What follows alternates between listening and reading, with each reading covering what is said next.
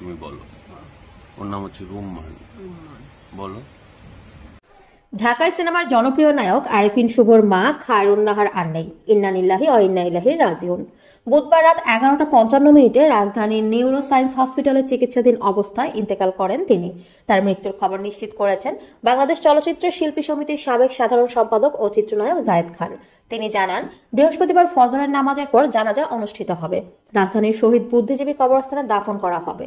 গত 8 বছর ধরে শুভর ঢাকার বাসায় থাকতেন তার মা খায়রুন নাহার। 2017 সাল থেকে সিজোফ্রেনিয়া নামক রোগে ভুগছিলেন তিনি। এছাড়া বার্ধক্যজনিত আরও নানা সমস্যা ছিল। কাজের ফাঁকে মায়ের সেবা, ডাক্তার, ওষুধ নিয়েও ছোটাছুটির মধ্যে থাকতে হতো শুভকে। প্রসঙ্গত 2005 সালে মডেলিং দিয়ে শোবিজ জগতে পথ চলা শুরু করেন আরিফিন শুভ। এরপর 2007 সালে তিনি নাটকে আত্মপ্রকাশ করেন। খিজির হায়াত খান পরিচালিত জাগো সিনেমার মাধ্যমে 2010 সালে বড় পর্দায় অভিষেক হয় শুভর।